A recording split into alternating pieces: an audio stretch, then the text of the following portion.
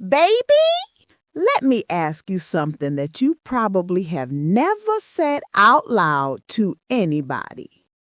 Have you ever laid in the same bed with somebody, shared a blanket, shared a life, shared bills, kids, vacations, family group chats? But when it comes to sex, it's like the whole bedroom went on mute.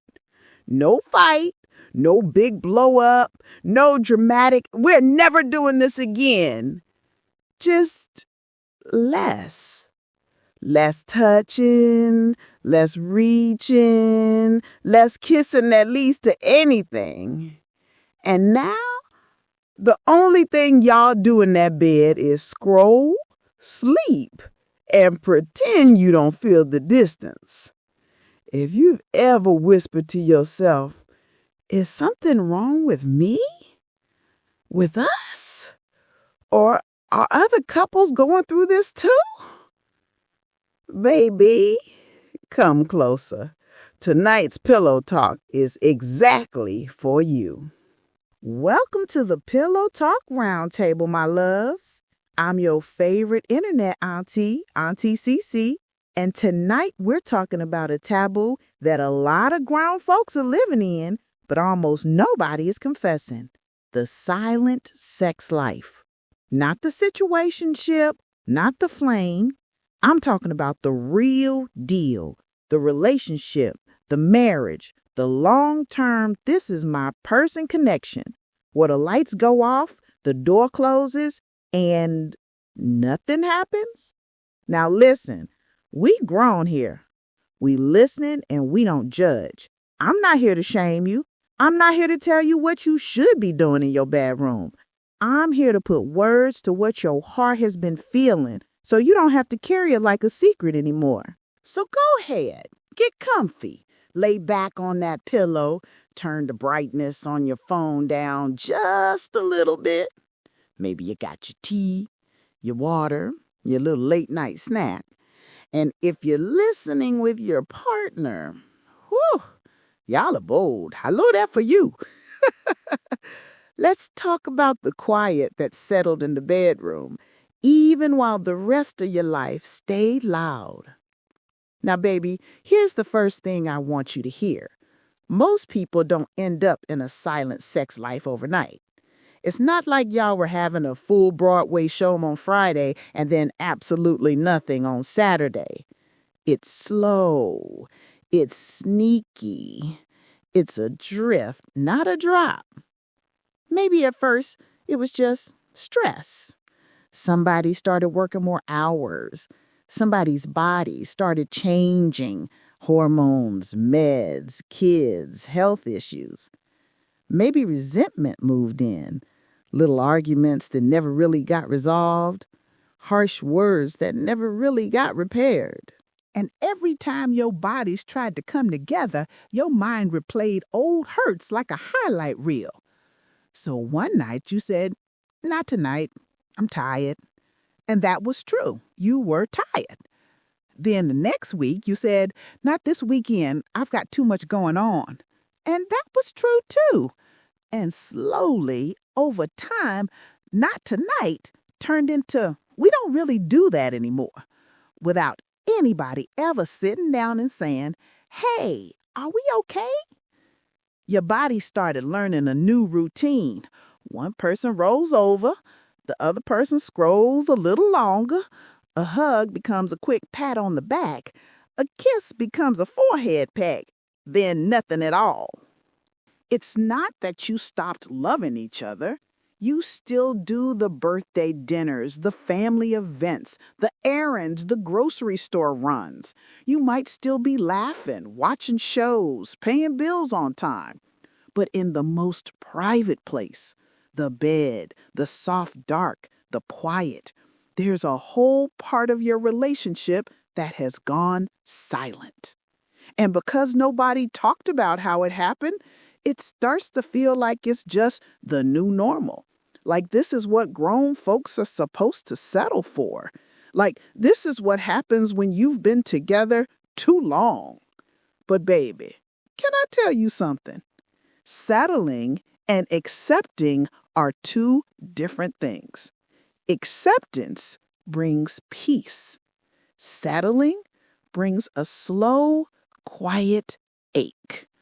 Now let's talk about that ache, because on paper, you might say, sex isn't everything, Auntie. We're fine. We're functioning. And I hear you. This is not about checking some imaginary how many times per week box. This is about what happens to your heart when you feel untouched, unnoticed, unwanted, or afraid to want. For some of you, the story sounds like this. You lay in that bed and think, if I reach out and they pull away, it's going to crush me.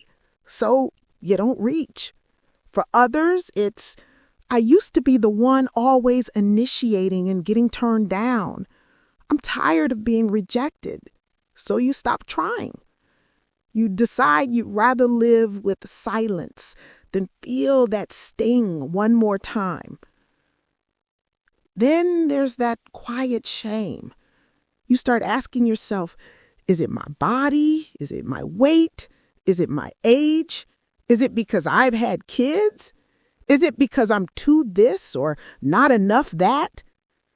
You scroll online, see couples posting beach photos, anniversaries, pregnancy announcements, cute little date night reels, and you imagine they're having this wild, passionate sex life. Well, you're over here in a bed that feels emotionally empty. But what you don't see is how many people are silently carrying the same question. Are we the only ones not doing it? Baby, you are not the only one. You're just the only one you're hearing from up close. Now, from a psychological standpoint, a silent sex life can start to translate into a silent affirmation of your worth. You begin to believe, if they're not reaching for me, I must not be desirable. If they roll over, if they avoid kissing too long, if they dodge touch, your mind fills in the blank. It's me. I'm the problem. And then here's a twist. Some of you still get dressed nice, still smell good, still have that little sway in your walk. You still know you're attractive in general, but you don't feel desired by the one person it matters most with. That disconnect is brutal. It's like the world saying, you still got it, but your bedroom whispering, not here you don't. The sensual tension your body still remembers. Now, baby, let's talk about the body. Because even when the bedroom grows quiet, the body doesn't just forget. There is a dangerous, tender kind of tension that can live in a silent sex life. Your body remembers the heat, even if your habits don't. You remember how it felt when a certain look meant, come here. When a hand on your lower back in the kitchen meant something was happening later. You remember the weight of them leaning into you.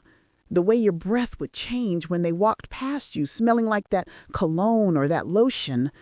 The way your heart used to skip just a little when they locked the bedroom door. And now, they walk past you and nothing happens. You brush up against each other, and both of you pretend you didn't feel that spark. You change clothes in the same room, and it feels more like roommates passing through a hallway than lovers sharing a life. That's the silence I'm talking about. Not just absence of sex, but the absence of acknowledgement of desire. Your body might still be humming quietly, still aware of how it feels to be pulled close, still aware of those soft places that once felt claimed and cherished.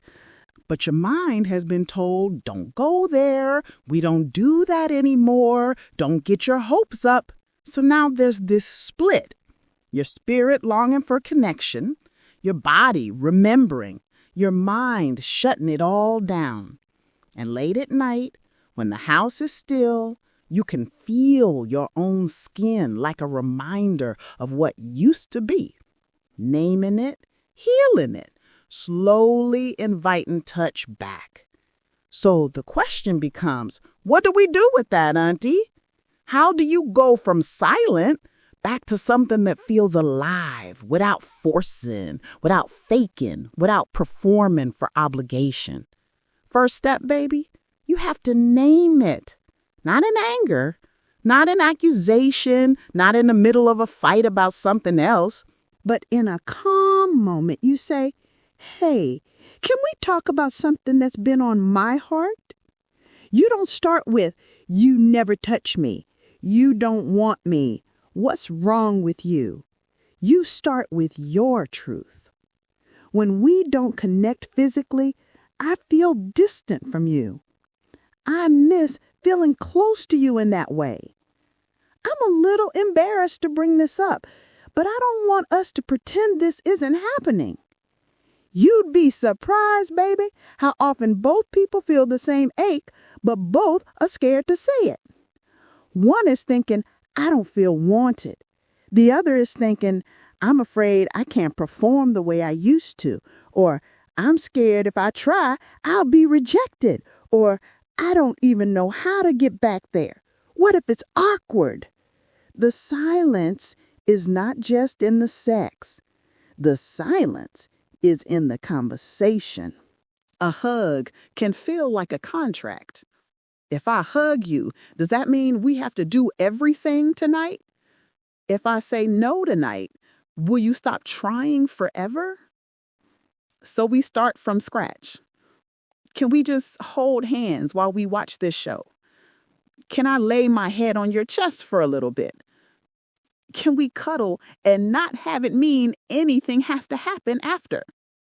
Now listen, somebody listening just got nervous. Wait, Auntie, if we cuddle and nothing happens, won't that make it even worse? Baby, what's worse is when there is no touch at all.